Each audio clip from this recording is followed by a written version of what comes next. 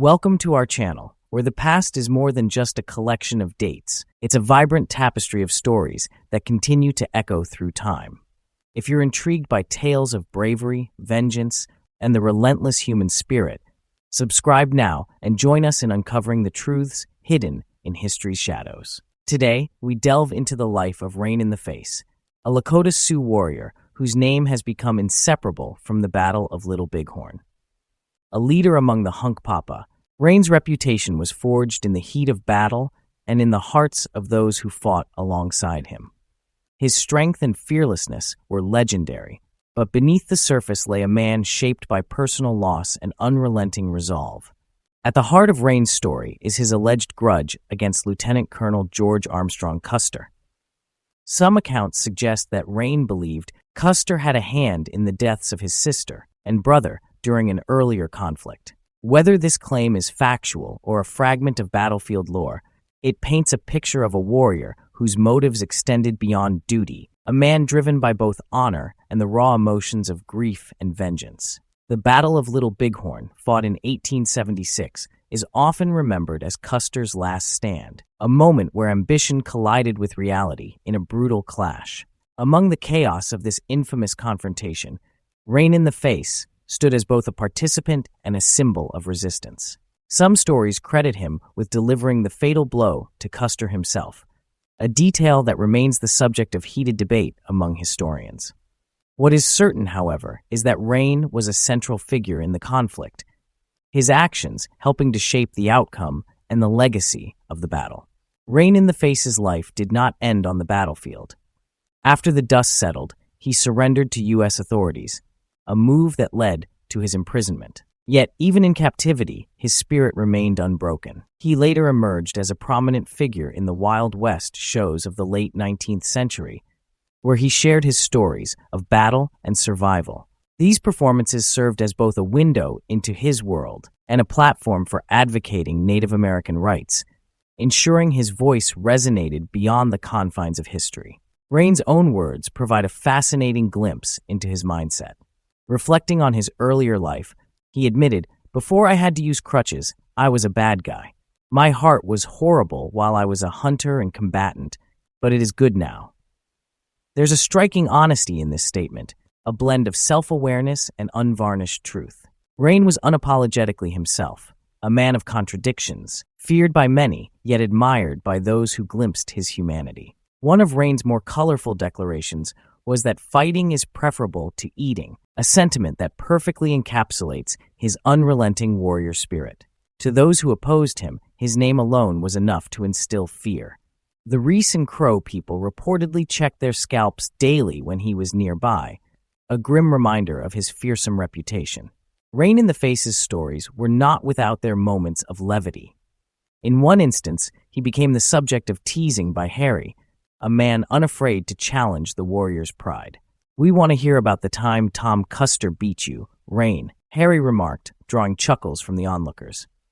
Rain's reaction, a mix of irritation and amusement, was a reminder that even the fiercest warriors were not immune to a bit of good-natured ribbing. "How could a little guy like Tom Custer defeat you if you were so courageous?" Harry pressed, poking at Rain's pride. At 5 feet 9 inches and 195 pounds, Rain was no small figure, and his response was as measured as it was revealing. His retelling of events struck a balance between humility and defiance, offering a glimpse into his unique perspective on the world around him. Over the years, many sought RainInTheFace's account of the Battle of Little Bighorn. Army officials, government agents, and even famed poet Henry Wadsworth Longfellow attempted to coax the story from him, using every tool at their disposal: persuasion, flattery, threats.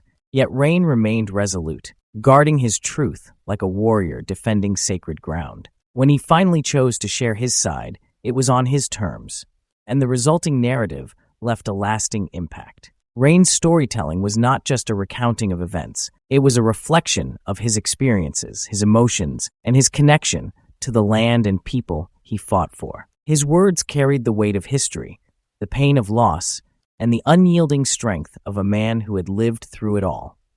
As we explore RainInTheFace's life, it becomes clear that his story is more than just a chapter in the history of the Battle of Little Bighorn. It's a testament to the resilience of the human spirit, the complexities of justice and vengeance, and the enduring power of storytelling. If this resonates with you, stay with us as we unravel more of history's untold tales. Subscribe to our channel, and let's continue this journey together. 2 years before the clash at Little Bighorn, life at Standing Rock was anything but ordinary. It was a gathering place, a stronghold of defiance. Gaul and Sitting Bull, leaders who commanded both respect and loyalty, had set up camp here. It wasn't just a place to rest, but a haven for those who opposed the encroaching regime. We were Hunkpapa Sioux, unshaken by threats, standing against a tide that sought to sweep us away. The camp was alive with activity.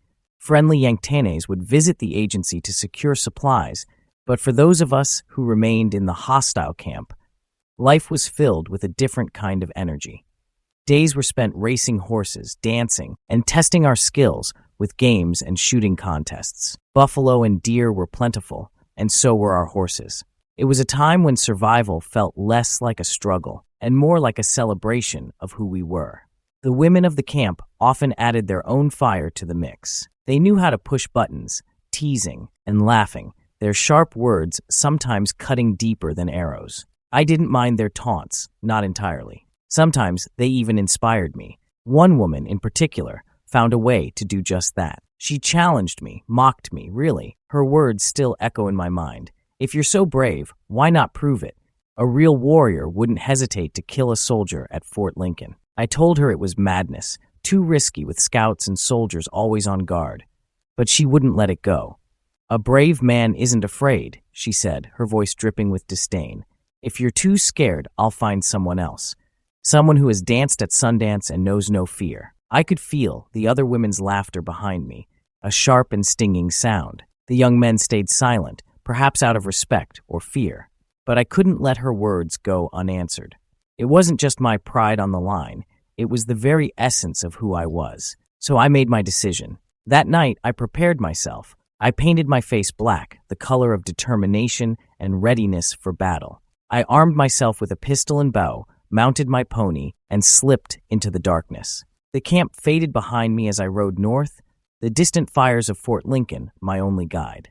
The journey was long, 45 miles through the shadows of the plains. When I arrived, I waited. The fort was bustling with activity, soldiers moving like restless ants, always watchful.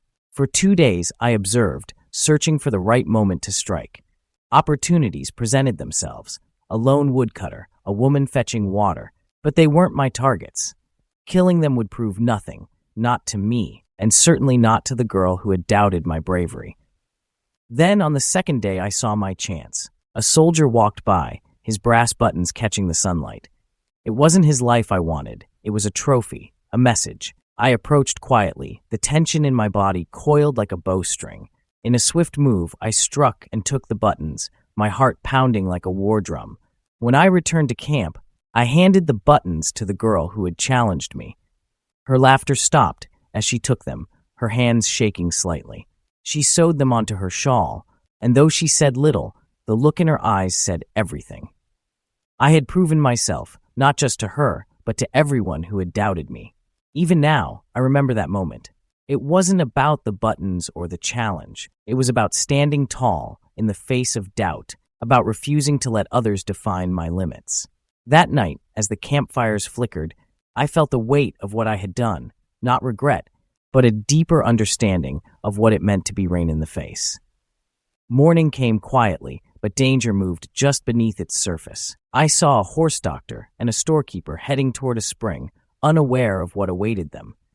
Nearby, long yellow hair Custer and his men were riding back, their figures small dots on the horizon.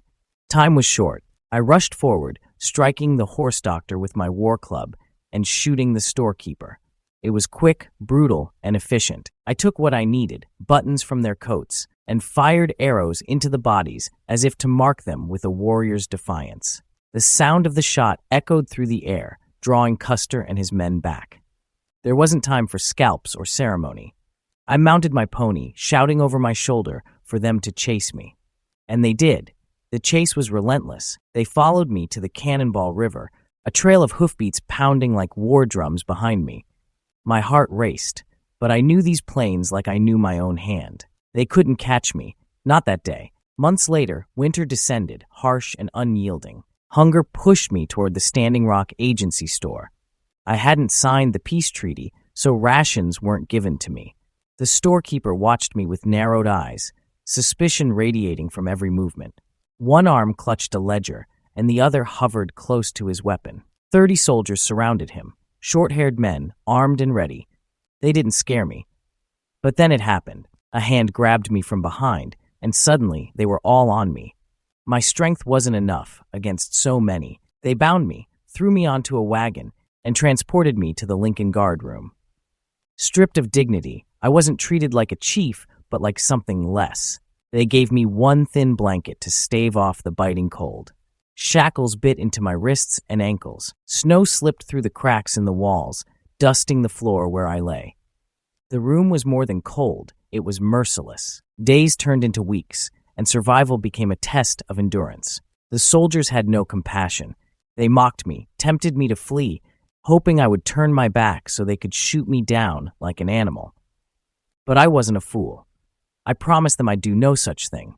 One night, fortune turned my way. Shackled to a white man, I saw an opportunity. Together, we escaped into the darkness, the sound of gunfire snapping at our heels. We found shelter along the Heart River's bank, crouched in the freezing cold as they searched for us. The man cut the chains with a knife, freeing me from my bindings. But luck doesn't always last. They caught him the next day. I, however, slipped away, evading capture once more. Rejoining my people wasn't easy. Sitting Bull and Gall feared retaliation if they came for me. Still, I managed to return to them, bringing with me the defiance of survival. To remind those who sought to break me, I sent a message, a drawing of a bloodied heart on buffalo hide. It was a silent declaration. I hadn't forgotten. Stories of the battle came later, along with questions. Men like McFadden asked me if the government's version of Custer's last charge was accurate. They showed me sketches, dramatic depictions of soldiers wielding swords against us, painted as noble heroes. I couldn't help but laugh. That's not how it happened, I told them. Soldiers didn't charge with swords. They used rifles and revolvers. Every fourth man held horses as the others engaged in foot combat. We fought differently. Stripping ourselves and our ponies, we painted our bodies and rode into battle as one. It wasn't chaos, it was a method. Their guns failed them. On the battlefield, I saw their weapons jammed, ammunition lodged inside useless barrels. It made them vulnerable, their supposed superiority rendered meaningless. When we realized this, our war clubs became the equalizer. Taking them down was as simple as slaughtering sheep. The battle showed no mercy. Those who begged for their lives found none. The images drawn by white artists always seemed to tell a different story, one where they were noble and we were savages. But I knew the truth. The truth was in the blood-soaked earth and the cries of men who had underestimated us. If you want to know how it really looked, I said, I'll show you. And with that, I turned the page and began to draw, my memories taking shape on paper.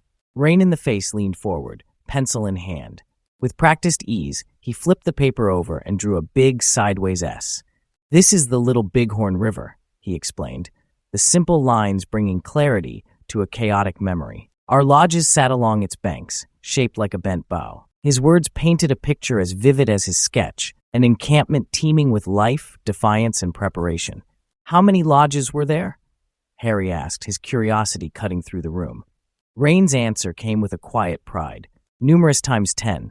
We looked like blades of grass, countless and strong. Between 4,000 and 6,000 of us were gathered, filling at least 1,000 lodges. Sitting Bull, the spiritual heart of their resistance, took the stage before the battle began. Positioned on a hill, he performed a sacred ritual, calling upon the Great Spirit. His words carried weight, not just as prophecy, but as fuel for the warriors' spirits. He said the Great Spirit assured him that the soldiers coming for us would fall, Rain recounted. His speech filled us with confidence. Preparations began in earnest. Runners brought news that the army would arrive the following day. Sitting Bull devised a clever ruse, instructing the women to erect deserted huts. These empty lodges, positioned in plain sight, created the illusion of a smaller, disorganized force. The real encampment lay hidden in the river's curve, and the thick undergrowth, a secret waiting to be unveiled. Despite his commanding presence and spiritual guidance, Sitting Bull did not fight that day. He retreated to prepare more medicine, staying away until the battle had ended. He was a great chief, Rain said, his tone respectful but matter-of-fact. But he left the fighting to others. Leadership on the battlefield fell to others. Gaul emerged as the head chief, coordinating the Sioux forces with precision. The Cheyennes followed Crazy Horse, a leader whose bravery was as legendary as his tactical skill. The Bannocks were led by Goose, another name etched into the annals of resistance. Rain himself commanded a group of fierce Hunkpapa warriors. But I wasn't the main boss, he added, his humility striking amidst the weight of his words. The soldiers, exhausted from their journey, fell for the deception. Mistaking the deserted huts for the entirety of the camp, they charged ahead, believing their opponents to be few and vulnerable. We knew their separation was a mistake, Rain said. Gaul led a large contingent of warriors up the river, preparing to cut off the advancing troops. Long Yellow Hair, Custer, stayed behind with his scouts. Rain's group waited, watching as the soldiers moved into position. The plan unfolded with precision. Some young warriors circled behind the soldiers, cutting off their retreat. Others stood their ground, ready for the moment when the line would be drawn. And then the battle began. The soldiers charged, their confidence faltering as they met a wall of resistance.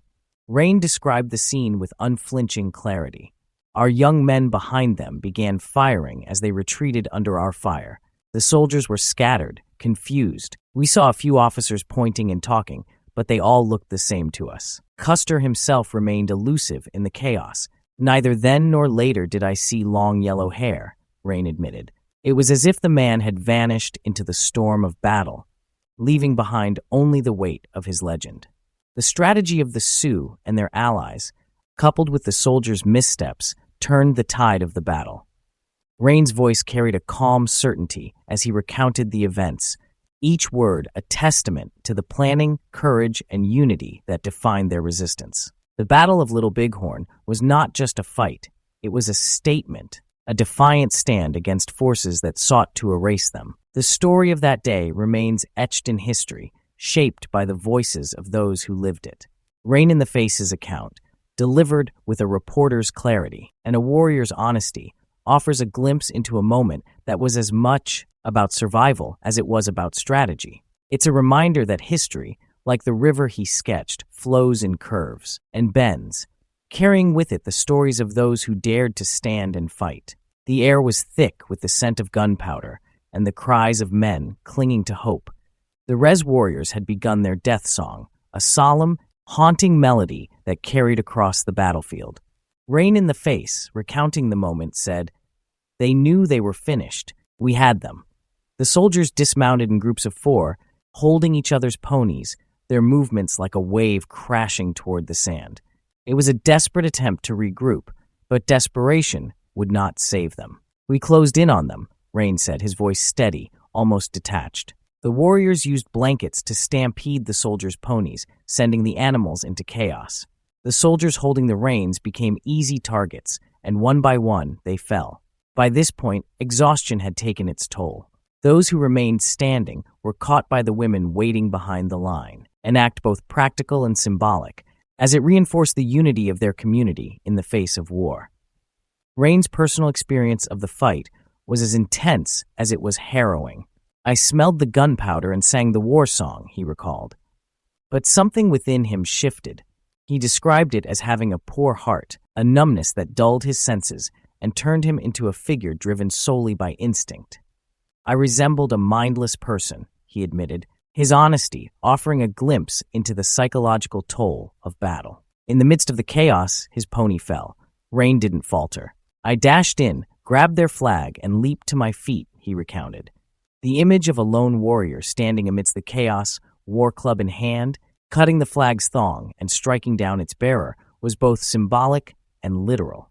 He carried the flag back to his line, a moment of triumph that brought cheers from his fellow fighters. "I felt pleased," he admitted. "I had shown courage. But the battle was far from over.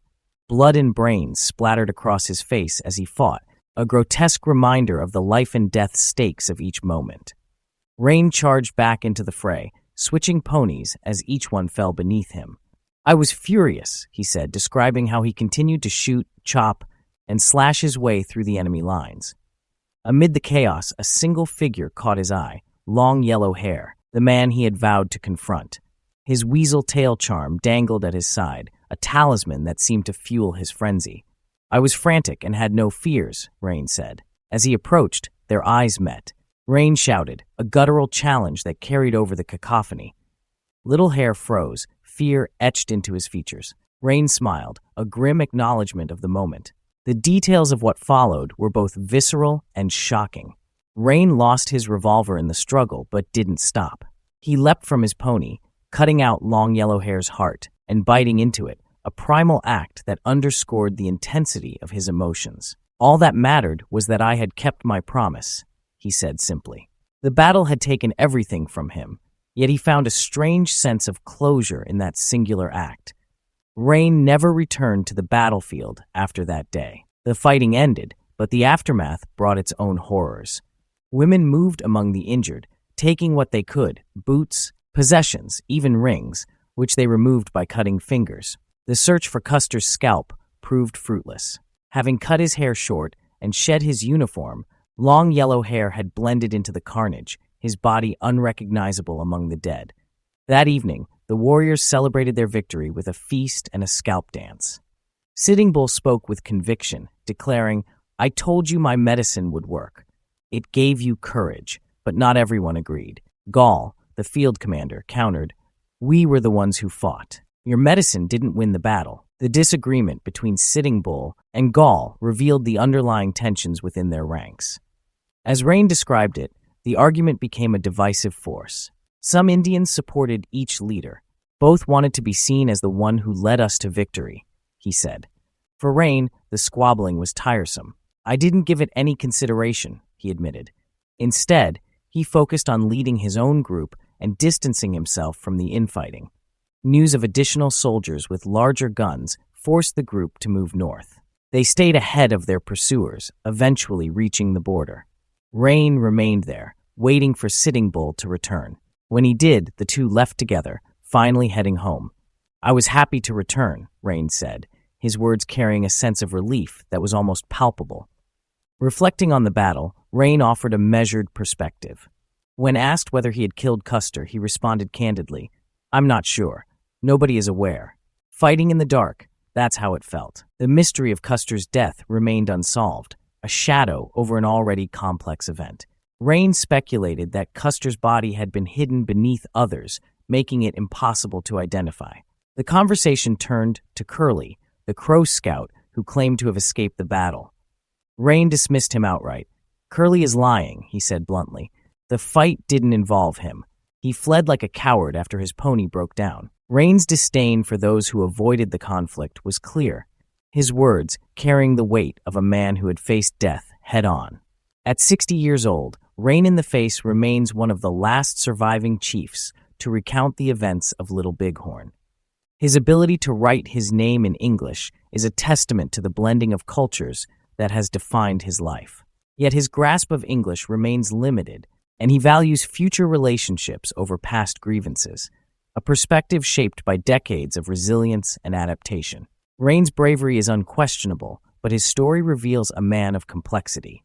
He is both honorable and ruthless, embodying the duality of a warrior who fought for survival. His narrative doesn't seek to glorify or justify, it simply exists, a raw account of a moment in history that continues to resonate. As Rain concluded his story, his words carried a quiet power. "That's my tale. I had never before told it to white men. I'm happy I informed you." His candor and honesty offer a rare glimpse into a world shaped by conflict, resilience, and an unyielding spirit.